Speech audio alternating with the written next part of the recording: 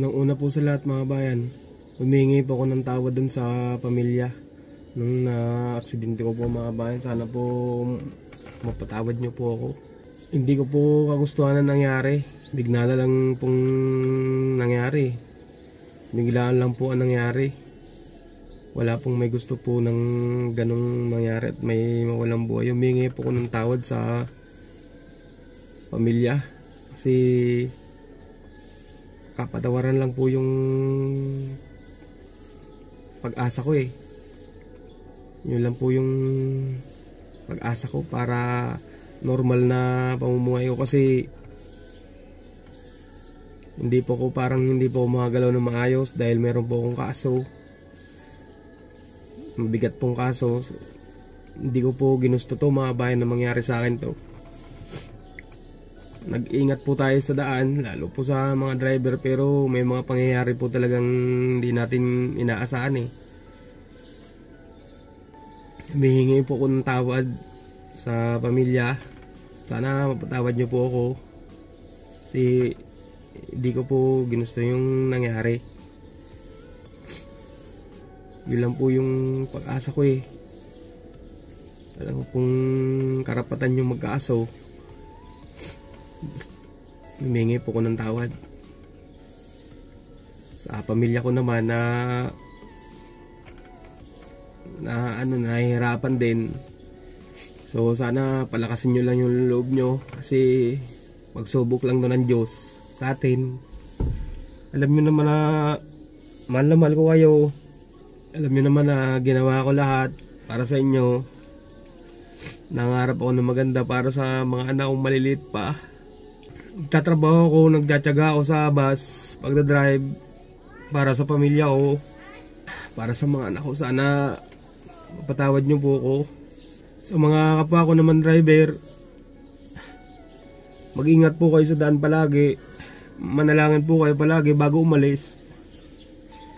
Isipin nyo po lagi yung pamilya nyo kasi hindi po natin alam yung buhay sa kalsada eh. Pag nandiyan po kasi tayo eh, mahirap po eh. Laging nasa peligro po yung buhay natin. Lagi po tayo mag-iingat kasi hindi po natin alam kung kailan mangyayari yung aksidente eh. Kahit sobrang nag-iingat po tayo, may mga bagay na nangyayari po talaga na hindi natin gusto. Sana po maging aral po ito sa inyo, sa mga kapwa ko driver dyan. Mag-ingat po kayong lahat. Sana po matawad ako ng pamilya. Yun lang po kasi yung pag-asa eh. Alam ko namang wala naman po akong panalo sa kaso. Sana po patawad niyo po ako. Napakahirap po ng sitwasyon ko ngayon eh. Hindi po kasi ako, first time po kasi mangyari sa kanya. Ayoko na po maulit. Napakahirap po eh. Napakahirap kong isipin. Parang may dinadala kang bigat sa buhay. Parang hindi ako makagalaw na maayos dahil sa kaso ko. Sobrang bigat. Pero ginagawa ko pa rin po ang lumalaban pa rin ako para sa mga anak ko. Yun na lang po yung nagpapalakas sa akin eh. Yung mga anak ko.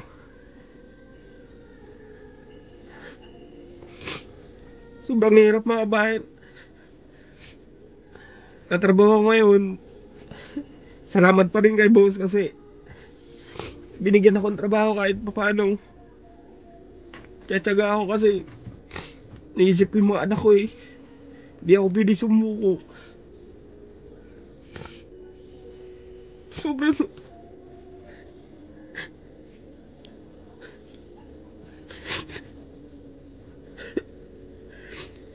Sobrang sakit.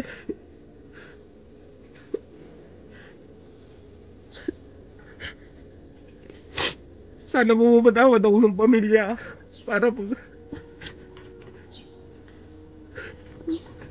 Kasi kung makukulong ako, iniisip ko yung yung pamilya ko, yung mga anak ko. Paano na yung pangarap nila? pinapaharap ko para sa kanila, ang liliit pa.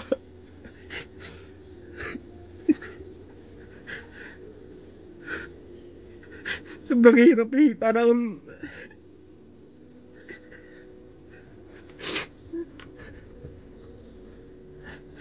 ang bigat mga ba. Parang drug na drug ako kahit sabihing malaya ako. Eh, ang bigat ng pasan ko eh.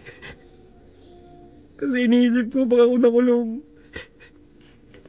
Kawawa ang pamilya ko. Kawawa ang mga anak ko eh.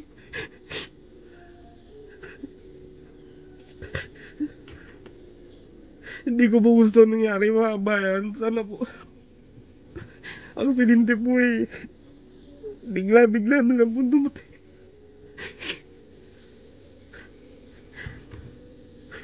Sana po patawad ako ng pamilya no. Nakastay.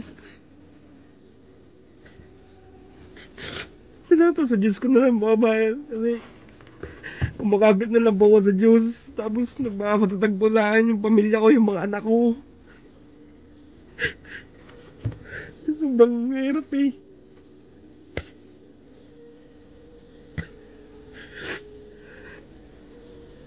Hindi ako susuko mga bayan para sa mga anak ko.